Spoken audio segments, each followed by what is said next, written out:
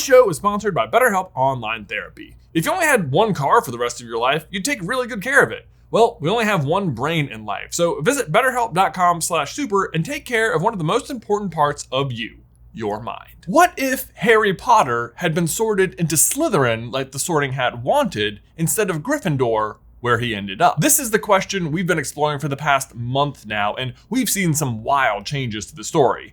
Harry can no longer wield the sword of Gryffindor, but he can control the basilisk. He still wins the Triwizard Tournament, but Cedric also survives. Going into Harry's 5th year, that means he won't be able to see the Thestrals. Will that affect him going to the Ministry at the end? Will he even go? And with Cedric alive, does that change the dynamics of Dumbledore's army?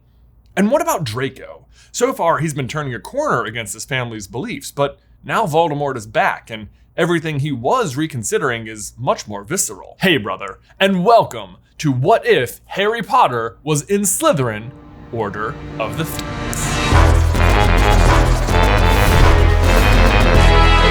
Hey, brother! All right, you guys, let's dive on into what happens if Harry is in Slytherin Year 5. As usual, we start off in little whinging, and as usual, not much changes. The Ministry has still been discrediting Dumbledore and Harry, and Umbridge still sends the Dementors after Harry. The only real change is that Cedric survived the last book, so Dudley doesn't taunt Harry about his dreams, but the Dementors do still attack, and Harry does still fend them off, which means he is promptly expelled from Hogwarts. Or should I say illegally expelled, and only for like 3 minutes, because then another owl arrives and unexpels him, but he does still have to go to trial. Shortly after that, the Order tricks the Dursleys into attending a fake lawn competition award ceremony, and that absolutely still happens because it's hilarious. And then they whisk Harry away to their brand new headquarters at number 12, Grimmauld Place. Harry promptly enters angsty Harry mode, where he yells at everybody, attends his first Order of the Phoenix meeting, and then gets the cleaning with everybody else. Interestingly, the Order, which is already in the main story having trouble recruiting people to their cause or just getting people to believe that Voldemort's back, is having even more trouble in this version of events. And this is, of course, because in this scenario, Cedric has survived. His dead body is usually a huge obstacle, this giant smoking gun piece of evidence that seems to corroborate what Harry is saying happened in the maze. And don't get me wrong, I'm really happy Cedric survived, but without a casualty, it really is just Harry and Dumbledore's word against the world. Or should I say the Ministry of Magic and the Daily Prophet, who I will remind you still has access to Rita Skeeter since Hermione didn't end up catching her at the end of last year like usual. Harry's trial goes the same as usual. Dumbledore shows up at the last second and logics the Wizengamot into clearing Harry of all charges before swiftly exiting the chamber and not making eye contact with him at all. Afterwards, though, there is a minor change. Harry emerges from the chamber, having been cleared, and runs into Lucius Malfoy, who calls him Patronus Potter. Normally, Harry makes some snide remark about how he escaped from Voldemort and Lucius was there. But this time, Harry responds differently, saying, "What's the matter? Bothered your son's not the only one in our year that can cast a Patronus?" And this hits better than Harry thinks it will, but not for the reasons he thinks. Lucius makes no response at all, because actually, this is brand new information to him.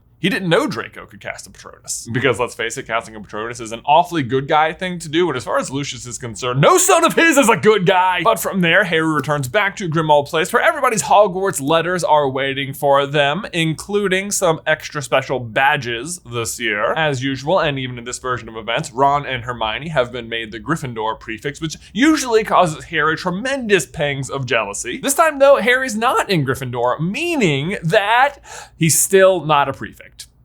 Draco still gets the badge. And you might be wondering, wait, why? But it's the same reasoning Dumbledore gives in the main story. You may perhaps have wondered why I never chose you as a prefect. I must confess that I rather thought you had enough responsibility to be going on with. That said, Harry's letter doesn't come with nothing extra. He might not be a Slytherin prefect, but he has been made Slytherin Quidditch captain. Marcus Flint graduated the previous year, so the position would be open, and you might think, well, wait, if Dumbledore thought he had enough responsibility not to be a prefect, wouldn't he use the same reasoning to not make Harry the Quidditch captain? But no, for two reasons. One, Harry's gonna be going to Quidditch practice anyway, so it's not like extra time. But more importantly, Dumbledore is using this position to protect Harry. Usually in the main story, most of the school is unsure about whether or not they should believe Harry, including some of the Gryffindors. Ironically, the Slytherins, even in the main story, do not have this problem. Due to a lot of their parentage, most of them are very aware that Voldemort is back, but they also understand that pretending he's not is part of the plan and go along with acting like Harry's crazy. This time, however, Harry is in Slytherin, and Dumbledore recognizes that some of his housemates may now turn on him based on their family's beliefs and might even attack him. But giving him some authority as Quidditch captain and making him a larger outcome of how the Quidditch team does at least offers him some protection from outright attack in the common room. Also, before we move on, fun question for you guys here. Ron gets the prefect badge, which means he gets a reward, and typically he asks for a broom so that he can try out for the Gryffindor Quidditch team, but now he already has a broom and is already on the Quidditch team, and Fred and George already got him some brand new dress robes, and he already has an owl, so what do you think he asks for as his reward? It's not really a big plot point, like, at all, but it is fun to think about, like, what would Ron ask for? My money is on a brand new, nice chess set, because it is one of the things he has that he uses the hand-me-down of a lot. Hand-me-down wizard's chess. You must be a Weasley. Gotta say, that line works a lot better with Ron's enthusiasm tucked right into the middle. But anyway, from there, it's time to go back to Hogwarts. Ron and Hermione still have prefect duty on the train, so Harry still follows Ginny into Luna's compartment, where they are still joined by Neville. Neville is, of course, a lot less good friends with Harry in this version, since they don't spend so much time together in Gryffindor, but Neville still would have gone to the Yule Ball with Ginny last year, so yes, he would still sit with them. As such, everyone in the compartment still gets sprayed by the stink sap from the Mimbulus Mimbletonia, which is, you know, a terrible endeavor to endure, but it's not nearly as embarrassing for Harry this time because Cho doesn't show up to witness it, which, as a reminder, neither Harry nor Cho have a crush on each other this time around since Cedric is still alive, so he's just still dating Cho, and also Harry really never developed a crush on Cho to begin with since he didn't play Quidditch against her in their third year, but don't forget, Ron still did. But all that really happens as a result of the stink sap is that Harry's kind of annoyed at that Longbottom fellow. Why is it always me? Then they arrive at school where normally Harry sees the Thestrals for the first time because he witnessed Cedric die. Although actually, if you read the book carefully, it says that Harry specifically had his eyes closed at that exact moment, so whatever. But again, Cedric's alive, so Harry can't see the Thestrals. It's pulling itself like always. Which isn't a huge deal, it just sort of helps Harry confirm that Luna isn't quite as loony as she seems later on once he figures out what the Thestrals are, so he doesn't have that, like, early moment of connection with her. Then we get to the opening feast where suddenly Draco confronts Harry and asks him, "Did you tell my father I could produce a Patronus?" And Harry confirms that he did, which Draco is clearly perturbed by, although Harry cannot fathom why. The real reason is that Draco was purposely concealing this information from Lucius, knowing that he wouldn't approve of his son knowing such powerful good magic, if you will. The weird thing though is that when Lucius learned about it, he wasn't even upset. He actually considers it good cover because he obviously expects Draco to just follow in his footsteps. So really, Draco's upset with Harry because concealing this knowledge felt good. It's like he was secretly subverting his father, but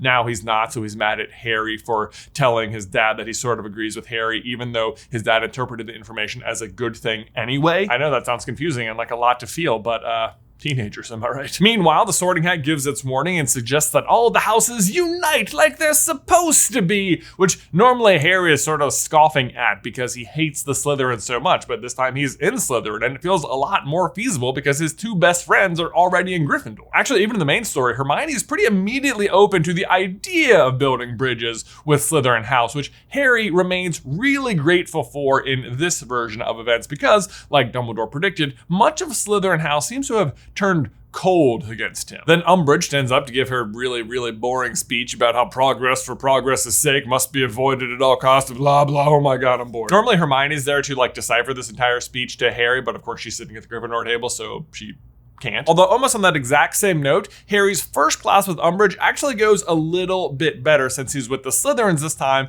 instead of the Gryffindors. Because if you will recall, it's actually Hermione who has her hand raised for like 10 minutes before eventually instigating the big argument that ends with Harry shouting at Umbridge that Lord Voldemort is back and getting him a week's worth of detention. Detention, Mr. Potter! Meaning Harry actually avoids detention that whole first week, but he still does learn how that conversation goes from the Gryffindors, where the class went about the same. And by the same, I mean mostly Ron just steps in to fill Harry's role. In Harry's absence, Ron is the one who speaks up and informs Umbridge that Voldemort is back and that Harry is telling the truth. And it's actually Ron who has a week's worth of detention right out of the gate with Umbridge. Unlike Harry though, Ron pretty immediately tells Hermione and Harry what detention is like and that he's having to write "I must not tell lies" into the back of his hand. Harry, for his part, is appalled by this information and brings it up with Umbridge in his very next Defense Against the Dark Arts class, which then does in fact result in him getting a week's worth of detention himself. So good job, Harry. Detention, Mr. Potter! But because Ron has detention that first week, it means he misses the Gryffindor Quidditch team tryouts. So he misses his sister, Ginny, trying out for the team. And guess what? She makes it as Seeker? Ron is, of course, horribly irritated by this. He has been the Gryffindor Seeker for the past 3 years. His hand hurts terribly, and now he's lost his spot on the Quidditch team to his little sister. However, Angelina, who was the Gryffindor Quidditch captain that year, confronts Ron and tells him, "Look, Ron, the fact is, Ginny was just great at Seeker and really has the build for it. You're not as small as you once were, but with Wood gone, we still need to keep her. You might not have the Seeker's build anymore, but you're about as perfect for a keeper as anyone could be, and I know from years of playing with you that you're a great flyer. If you want the job, it's yours." And Ron unwittingly accepts. Keeper. Ron, can you imagine? Harry's first week as Quidditch captain goes okay. Typically this is the year where Crabbe and Goyle join the team, but obviously that doesn't happen this time because Harry is not going to accept any Death Eater offspring on his Quidditch team, except for Malfoy, who's already on the team. In fact, on that note, Draco is the one Harry leaves in charge when he himself has detention with Dolores the following week. Draco, of course, is the next highest seniority on the team, and Harry thinks of it as something of a peace offering for telling Lucius about Draco's Patronus. And Draco, for his part, recognizes the peace offering and in return reveals that his dad recognized the dog who was with them at the platform when they left for school, wink, wink. Also, for what it's worth, I know you're wondering, Draco does now finally have another brand new broomstick, a Nimbus 2001. With Voldemort returning, Lucius has dropped a lot of the general pettiness towards his son, who he now has much larger goals for, including him eventually becoming a Death Eater, but he's still not gonna shell out the galleons for another firebolt. I mean, these things don't grow on trees. Well, the next big event is when Sirius is checking in on Harry via the fireplace in the common room, trying to respond to Harry's letter about his scar hurting and wondering where Hagrid is, who of course is off looking for giants. The main difference is obviously that happens in the Slytherin common room this time. Sirius still suggests that he try and meet up with him and Ron and Hermione at Hogsmeade, but after what Draco told him about Lucius recognizing Snuffles at the platform and the Daily Prophet saying that a recently spotted Sirius Black in London, Harry vehemently shuts this down. The following day, Educational Decree number 23 is passed and makes Dolores Umbridge the High Inquisitor, and she starts inspecting all the teachers, although Harry is not actually present for the Trelawney or McGonagall inspection this time because he's in Slytherin. But this is also what finally prompts Hermione to suggest to Harry that he be the one to teach everyone Defense Against the Dark Arts. And if Umbridge refuses to teach us how, we need someone who will. Which, as usual, Harry gives some thought, but then immediately decides, yes, let's do it! I think he was just sort of walking down the hall and just sort of came to that conclusion. The first meeting, the Hog's Head, goes pretty much the same, but with a few key differences. For one, Cedric is still alive, and thus Cedric shows up. Along with him, of course, is Cho, who is still his girlfriend, but who would really obviously rather be doing just about anything else on their first trip to Hogsmeade. Like, say, for example, hitting up Madame Puttyfoots for a hot cup of gray coffee. Yeah, honestly, it sounds terrible. Not like our coffee, CarlinBrothers coffee, which is the best coffee to drink in the morning to wake up and feel alive, which I have to tell you is vastly preferable to waking up and feeling dead. In fact, we have a very big announcement about Carlin Brothers Coffee we will be making tomorrow night. That's Friday, August 26th at 6 p.m. Eastern, right here on the Super Carlin Brothers main channel. We're going to be hosting a fandom trivia event. It'll be 2 rounds of trivia. We'll have lots of fun prizes and, like I said, some big announcements about Carlin Brothers Coffee. Hope to see you there. Set your reminder. But enough about the amazing chocolate citrus notes of our own coffee. Let's get back to Hogsmeade and Cho Chang. In the main story, Cho is actually extremely interested invested in the DA and very motivated to go, and she is the one who's having to drag her friend Marietta Edgecombe with her. This time, however, she's definitely just attending because Cedric wants to go, so Marietta doesn't come at all. And you might think less people would show up overall because it seems like less people are believing Harry's version of events this year, but by now, a lot of the students are really starting to hate Umbridge, and Cedric's vote of confidence in him in particular seems to be spurring people on. As ever in this first meeting, Harry finally starts to get some credit for all the crazy things he has accomplished in his first 4 years at Hogwarts as he answers questions people are asking. Cedric himself even confirms the rumors that Harry talked down a basilisk during his second year, having seen Harry control the basilisk under the lake just last year during the second task. And Ron, for his part, is just super unimpressed with Cedric's presence at this meeting. I was in that lake too, you know.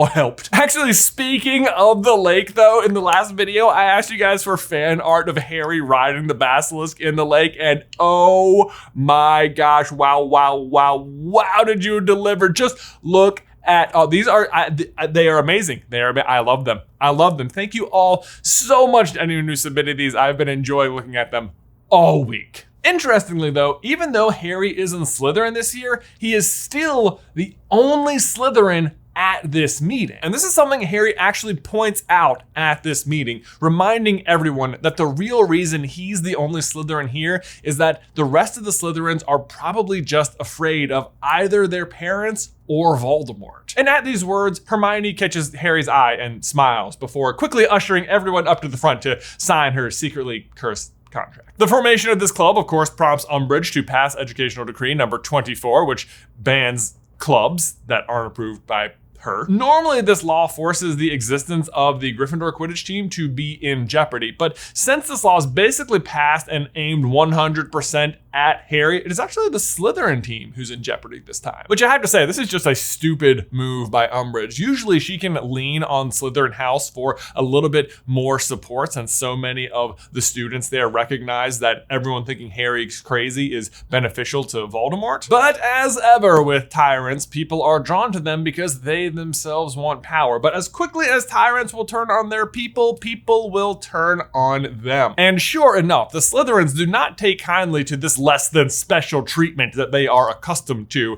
even though they are eventually cleared to play. In the meantime, Harry gets another note from Sirius about having another conversation in the Slytherin common room fireplace. But this is the owl that Umbridge actually intercepts and reads, so she's sort of waiting for it. Before Umbridge steps in though, Sirius, as usual, is just pleased as punch that Harry is forming this secret defense against the Dark Arts Club and causing all sorts of ruckus. And while he helps Harry brainstorm a place to have the meetings, before they land on anything, Umbridge cuts in and Sirius has to flee. Turns out though, this conversation wasn't nearly as private as Harry thought it was going to be. Not only was Umbridge waiting for it to happen, but after Sirius leaves, Draco emerges and reveals he overheard the entire thing. And whilst Harry immediately panics, unsure what this means, is Draco going to tell his father about this? You wait till my father hears about this. He quickly breathes a sigh of relief as Draco actually has come with a suggestion as somewhere Harry can host the meetings for this defense group. A place he and Harry know all too well. The Chamber of Secrets. And it really is perfect. Harry, Ron, and Draco are really the only ones who even know where the entrance is, and Harry is the only one with the power to unlock the 2 series of parcel mouth lock doors that get you into the chamber. Honestly, even in the main story, it used to bother me, like, why didn't they just go down there? Harry knows about it, but I guess the real problem is that they wouldn't have a way to get all the students back out afterwards because it's so far underground. However, that is not an issue this time because Harry has a very obvious way of ferrying everyone back up to the castle after the meetings.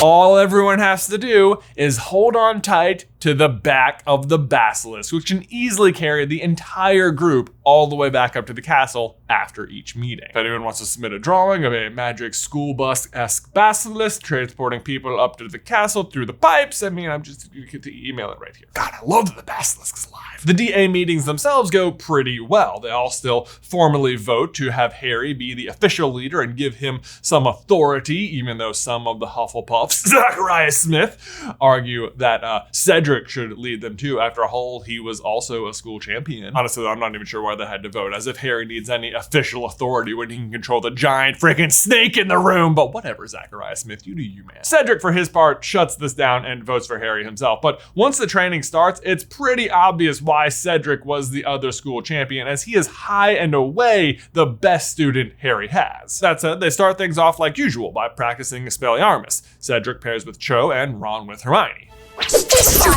But Harry notices that Cedric is really kind of refusing to try against his girlfriend and suggests that he trades places with Hermione. And while this is genuinely a good teaching maneuver so that all the students are properly motivated, it's also a little bit of Harry's playing wingman for Ron, if you will, as it does then give Ron the opportunity to beat Cedric in front of Cho, and it actually is really motivating for Ron. On the other hand, it is straight up discouraging for Cho, who is simply no match for Hermione and has a very lousy lesson and an overall bad time. And after all, I mean, she was really just there to spend time with Cedric anyway. Harry himself actually makes this matter worse by going on to congratulate Hermione on her absolutely perfect spell work. Well done. Guys, before we dive on in, we need to give a huge thank you to today's sponsor, BetterHelp. Man, oh man, you guys, being a human is hard. From just like everyday stressors to like big monumental life moments, it is so important to take care of yourself. Because we only get one brain in life and we have to take care of it, because how you take care of your mind affects how you experience life. The thing is, taking care of yourself doesn't have to feel like work. It can be taking a power nap, getting a massage, reading your favorite book, or just going to therapy. Personally, I feel like going to therapy mixed with a couple of those other things can make a huge impact on maintaining a happy life. It's almost like I'm getting an oil change for my brain. And that's why we love that BetterHelp sponsors this show, because in any capacity, we'd love for our viewers to just try out therapy in whatever way works for them, because honestly, it's worked really well for me and Ben. And BetterHelp is a great place to start if you've never tried therapy. It offers online, video, audio, or just live chat sessions, so you don't have to be on camera if you don't want to. Plus, it's much more affordable than in-person therapy, and you can be matched with a therapist in less than 48 hours. And our viewers can get 10% off their first month when they head to betterhelp.com/super.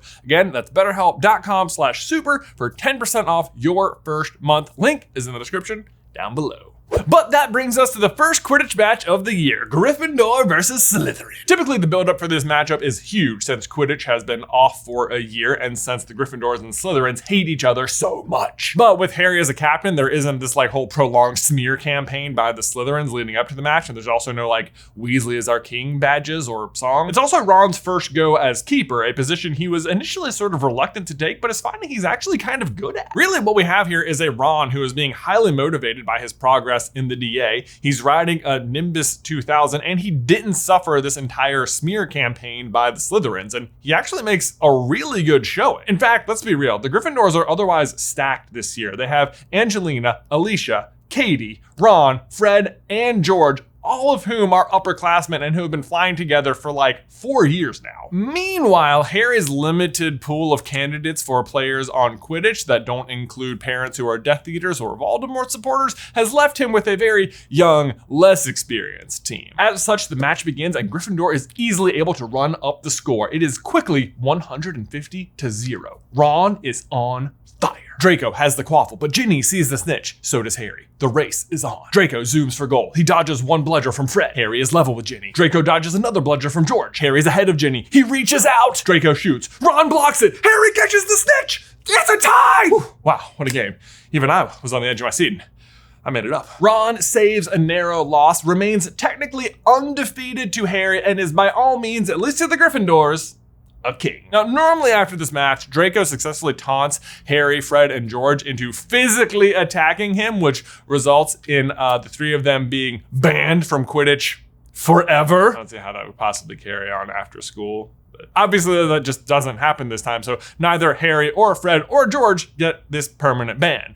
At least not yet. You know Umbridge is looking. Later that night, Hagrid finally returns from his mission to go see the Giants, but Harry, Ron, and Hermione don't go visit him on that night because it's Hermione who notices Hagrid is back from the Gryffindor common room, and obviously Harry's down in the Slytherin common room, and they have no way to go get him. So they don't actually see Hagrid until the next morning at breakfast, meaning they miss Umbridge's initial interrogation of Hagrid, but it might go a little bit better, honestly, since she doesn't see their 3 sets of footprints leading up to his hut. Either way, though, all it prompts the trio to do is to warn Hagrid not to show them monsters, which is advice he doesn't take anyway. And actually, in the very next class, he shows them the Thestrals! This lesson is obviously way different for Harry this time, since obviously he can't see the Thestrals. Instead, it's just Neville and some other mysterious unnamed 5th year Slytherin boy, although presumably Harry actually knows his name this time around since they obviously are sharing a dorm. Personally, I like to think of him as Pete. Pete's really not so bad, keeps to himself mostly. He's haunted by witnessing the death of his something. Nonetheless, it's still a good lesson where Harry learns how Thestrals work and that they have an insanely good sense of navigation. But that brings us to the last DA meeting before Christmas, where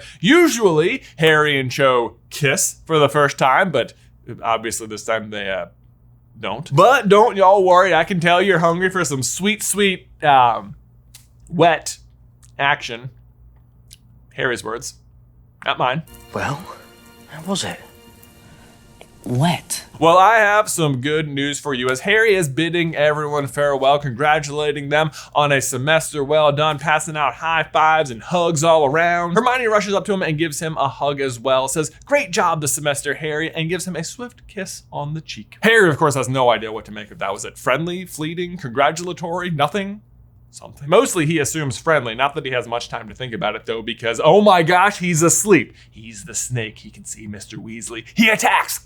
And this is a big difference maker. Normally he's in Gryffindor Tower and immediately wakes up in a panic, which wakes everybody else up and he starts screaming that he needs to go save Mr. Weasley. But this time he's in the Slytherin common room, meaning when he wakes up in a panic, he actually wakes up Draco, Crabbe, Goyle, Blaze the Beanie, and that other dude, Pete, who can see Thestrals. He's in such a panic that nobody really knows what to do, but Draco at least goes and fetches Snape, who immediately informs Dumbledore and McGonagall about what's happening and rushes Harry up to the headmaster's office where the rest of the Weasley children have been assembled as well, and they all portkey out. The main difference here is that while Crabbe and Goyle are definitely too thick to understand what was happening in the moment, they're definitely going to go home and tell their parents about this incident, who are then immediately going to tell Voldemort what happened, who can then immediately put the pieces together and realize, oh my gosh, I have a link into Harry Potter's mind. He actually sort of figures this out on his own anyway, but now he has really concrete evidence as to what happened. Once at Grimmauld Place, Harry starts to worry that he has a snake inside of him and is reminded of his second year where he thought he was the heir of Slytherin and was attacking people. But you weren't attacking people. It was Voldemort, he tells himself. But the basilisk listened to you, not him, didn't it? He argues back to himself. Ever since Harry's second year, he's been extremely proud to be in Slytherin, feeling like he is what truly represents a Slytherin, not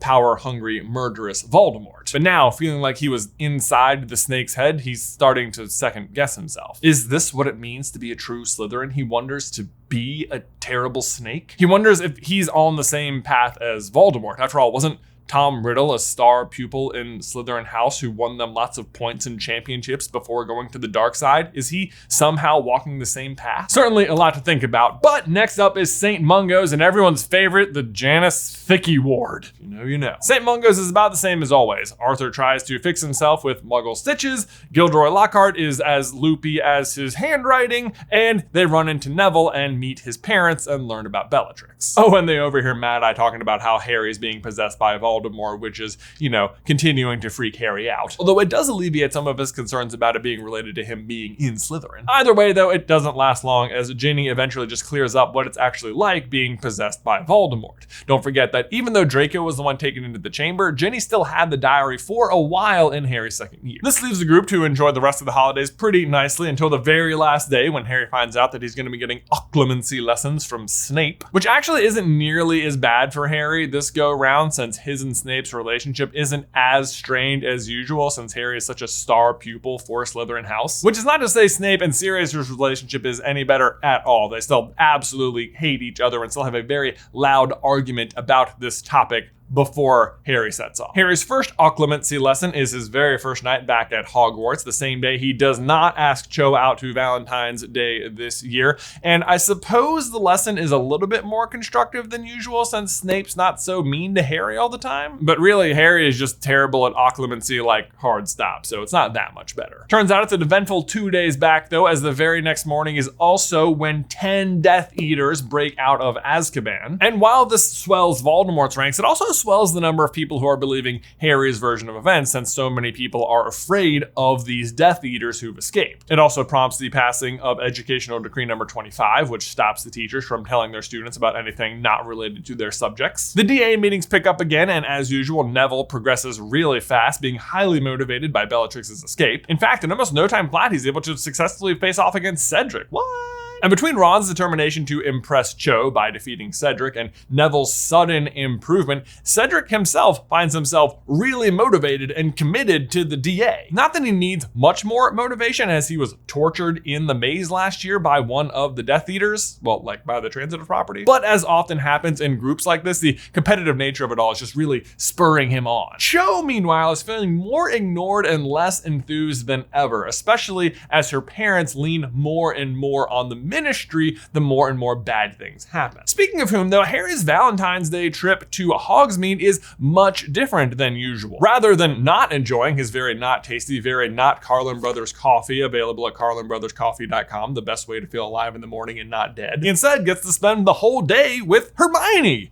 Ron, of course, has Quidditch practice. Normally, this is when Harry does the interview with Rita Skeeter for the Quibbler, because Hermione blackmails her into it. And I actually think they still do the interview. Hermione just has to switch up her tactics to make it happen. Because if you will recall, in Goblet of Fire, Rita actually starts out writing about Harry in this very tragic, kind of supportive way, even though it's like highly inaccurate and still causes Harry a lot of anguish. But then later, Hermione points out that the readers are getting bored of seeing Harry as this tragic hero, and instead she switched tactics and starts attacking Harry. Same thing is happening this time, except it's time for the pendulum to swing back in the other direction again. Because at this point, it's going to have been like 9 months of bashing Harry in the Prophet. The only difference is the Prophet actually won't let her switch angles. But with the escape of 10 Death Eaters and public opinion swaying, Hermione is able to lure Rita in with the promise of an exclusive interview with Harry Potter for the Quibbler. I mean, you gotta fight fire with fire, right? I do suppose they have to pay Rita for her work this time, since she's not being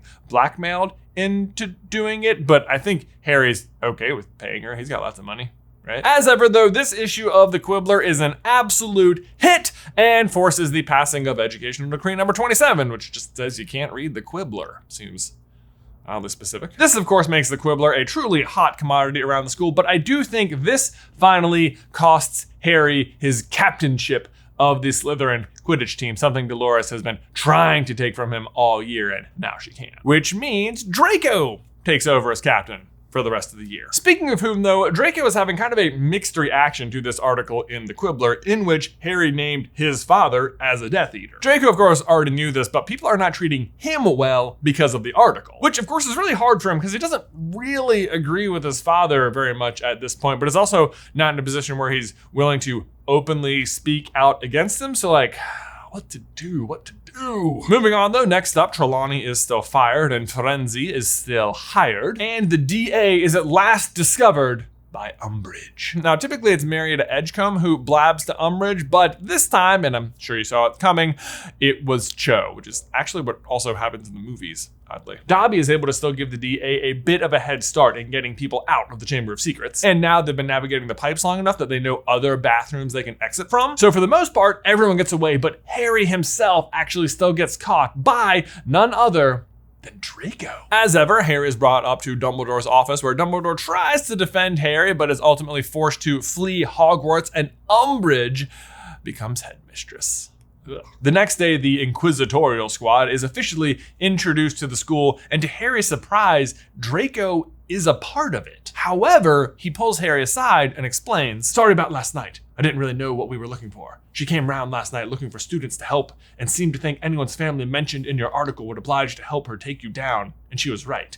Everyone and some others agreed. I had no choice but to go along." Harry listens to this apology, but is still pretty upset that Dumbledore has been forced out of the school and is unsure whether this is trustworthy or another trick. In the meantime, though, it is time for Fred and George to begin phase 1 of their plan of exiting the school. They light off their huge bag of fireworks and manage to dodge the Inquisitorial Squad themselves by shoving one of their members, Montague, into a vanishing cabinet. Now, if you remember back in part 2 of this series, this is the very vanishing cabinet that Nearly Headless Nick failed to convince Peeves to smash. In the main story, the smashed cabinet keeps Montague in limbo for weeks, but this time it's not smashed, so really he should just pass directly through to Borgin and Burke's, where I'm sure he arrives very confused. That said, though, the eventual return of Montague is what Draco usually interrupts one of Harry and Snape's occlumency lessons with. Like, Snape has to go tend to Montague, who finally showed up, and that's when Harry is left alone with Snape's thoughts. So actually, that won't happen this time. Harry won't go in the pensive and see the Marauders torment Snape, which then also means Harry doesn't stop getting occlumency lessons with Snape and doesn't break into Umbridge's office to have an overly urgent conversation with Sirius and Lupin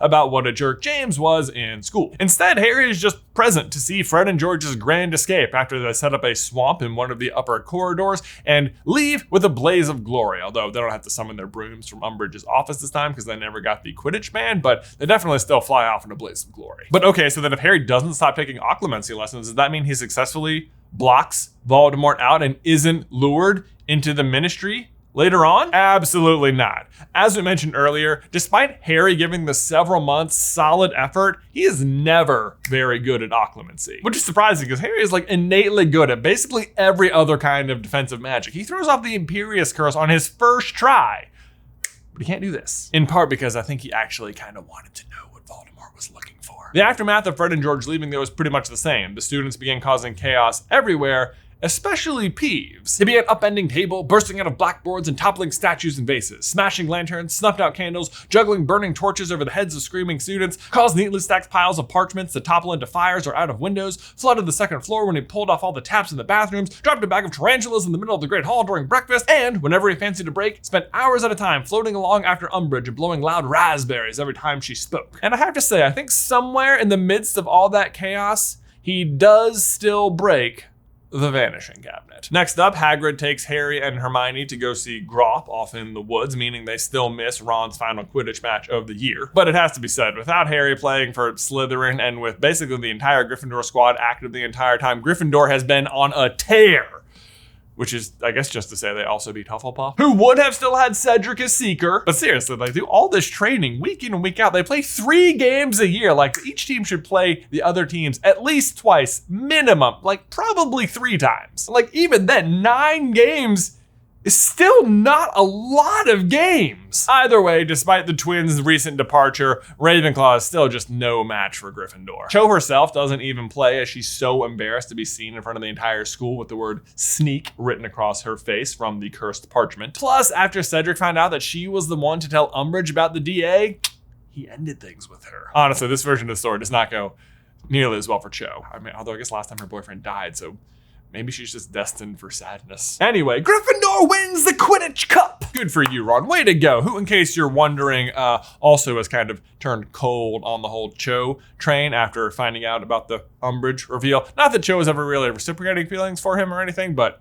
next up for the 5th years is their OWL exams, which pretty much go the exact same for Harry. Being in Slytherin hasn't really affected his performance in classes that much. Although it has affected Draco, who also gets an outstanding in Defense Against the Dark Arts by, like Harry, producing a Patronus. Harry actually managed to watch some of Draco's exam, though, and was impressed by some of the other defensive spells he was able to perform as well, though. During Harry's astronomy exam is when Umbridge goes to fire Hagrid and McGonagall shows up and gets stunned by 4 stunners at once. And I think Harry still ends up seeing this because even in the main story, Ernie Macmillan is present at the top of the tower, so it sounds like all the 5th years just have this exam at the same time. I mean, I know Pete was there, that's for sure. Which brings us to our final OWL, where Harry falls asleep in the middle of his History of Magic exam, and oh my gosh, this is where he has the crazy vision about Voldemort torturing Sirius in the Department of Mysteries. Feels like we need some smoke for that.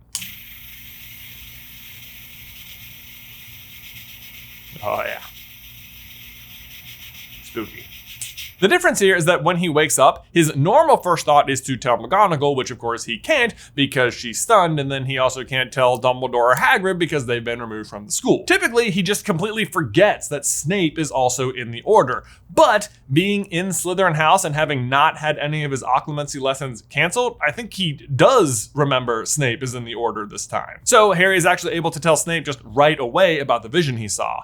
However, Snape immediately scolds him for not employing any of the occlumency they've been practicing. He tells Harry he should not have seen that at all, demands Harry stay at the school, and that definitely the Dark Lord and Sirius Black, the two most wanted wizards in the world, are not at the Ministry of Magic in the middle of the day. To be fair, Snape is also working for Voldemort at this point as a double agent, so he might also just absolutely know this is a trap, but is unaware of how Harry is going to take this information. Harry, as you might expect, doesn't take any of Snape's advice to heart at all. He's completely aware of the absolute hatred between Snape and Sirius, and he just doesn't agree with Snape's assessment of the situation, especially after he accurately told everyone that Mr. Weasley was attacked during Christmas. And from Harry's perspective, Snape might not even care if Sirius dies. Therefore, as ever, he disregards Snape's advice and rounds up Ron and Hermione and starts devising how they're going to get to the Ministry. Hermione, though, as ever the clear head, persuades Harry to try and check if Sirius is at headquarters by using Umbridge's fireplace. Harry agrees and immediately races down to the Slytherin common room to retrieve his invisibility cloak to pull off the plan, while Ron and Hermione look for other DA members who might be able to help them.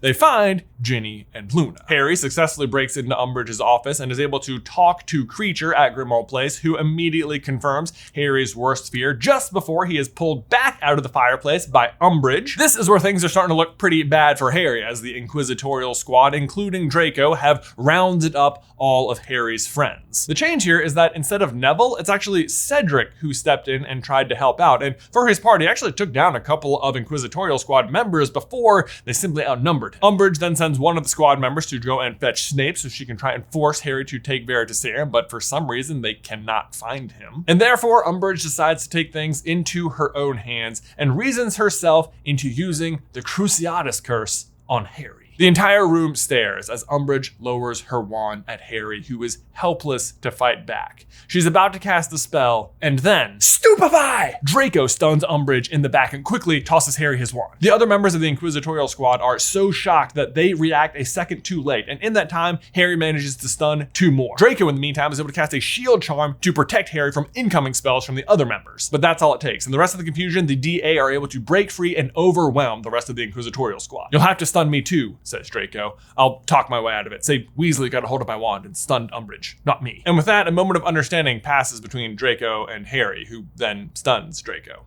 Gently, I like to think. Harry, Ron, Hermione, Cedric, Ginny, and Luna then flee the castle onto the grounds, where Harry fills everyone else in on the situation. How do we get to the Ministry now, says Ron. Brooms, suggests Cedric. But we don't have time to go get them. I should have grabbed mine while we were in Umbridge's office, Harry says. We can summon them, Cedric assures him. It doesn't matter if it's chained up. If the spell is strong enough, they'll come. Then, acting on pure adrenaline and instinct, Harry raises his wand and shouts, Accio Firebolt! Which, sure enough, comes crashing out of Umbridge's office, chain and all. Ginny, Ron, and Cedric then follow suit, summoning their own brooms, but Luna and Hermione don't have brooms. Not to worry, says Luna as she makes a weird shrieking sound into the forest, as, Luna does. This summons a Thestral to her side, which she informs Hermione they can ride to the Ministry. Hermione begins to protest, but Luna interrupts.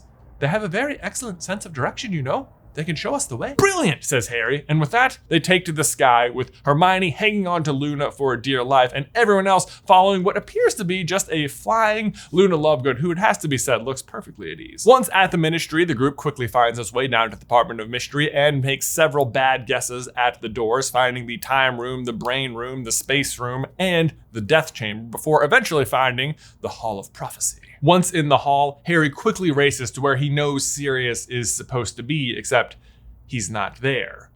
Ron notices Harry's prophecy on the shelf. Harry reaches out and grabs it. Avada Kedavra! A shrill voice cuts through the air and a jet of green light flashes around them. Harry turns around. No! Cedric! But it's too late. Cedric falls to the ground.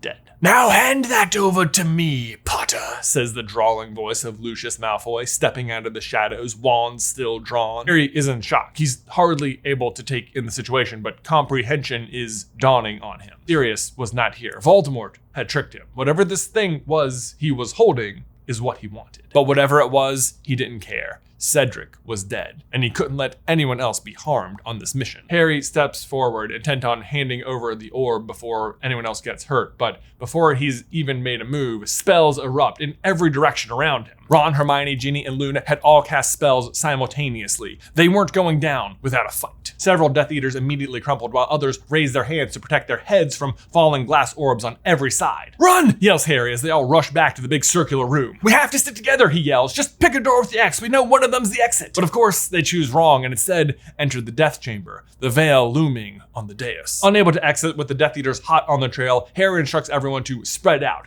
get ready to fight. They do. As the Death Eaters catch up, they're able to bottleneck a few at the door, but eventually their numbers overwhelm them. And soon, Dumbledore's army finds itself overpowered until it's just Harry left, Lucius Malfoy bearing down on him. Harry has nothing left except thoughts of Cedric dying in front of him. And then... Get away from my godson. And from here, I think you pretty much know the drill. The order arrives and the fight is on! Turns out nobody could find Snape earlier because he was in fact investigating Harry's claims. Spells are flying in every direction and the day seems won until Bellatrix lands a stunning spell on Sirius, who tumbles backwards and through the veil. Dead. Harry, of course, pursues her to the entrance, where he then encounters Voldemort, who duels with Dumbledore, who manages to fend him off. This happens almost simultaneously with Fudge arriving for work, presumably to head up to his office to heat his morning fudge when he sees Voldemort. He's back! But in the aftermath of the battle, things go down pretty much as usual. Dumbledore tells Harry about the prophecy and how Voldemort believes he is the chosen one. But the end of the year feast is a lot different, as now everyone knows for sure that Voldemort is back, and that one of his Death Eaters, Draco's father specifically, killed Cedric Diggory. Draco can hardly show his face around the school, which Harry feels is kind of unfair, as only he, Ron, Hermione, Ginny, and Luna actually know how much Draco helped them. But in honor of Cedric's death, Dumbledore does award the House Cup to Hufflepuff, finally ending Slytherin's long win streak. And then the Second War begins. Guys, thanks so much for watching. We are having an absolute blast writing this series. I hope you are enjoying it. Again, if you want to send us some fan art of the Basilisk, carrying the DA up out of the Chamber of Secrets, email right here. Also, don't forget, this Friday, August 26th at 6 p.m. Eastern, we are having a live stream trivia night where you can compete and try and win some awesome new prizes. We will have really fun announcements about Carlin Brothers coffee as well that you are going to want to see. Make sure you set your calendar for that. But otherwise, thank you so much for watching today's video. If you want to see how we would recast the Harry Potter movies, you can check out this video right here. But otherwise, Ben, until next time, I will see you in another lifetime.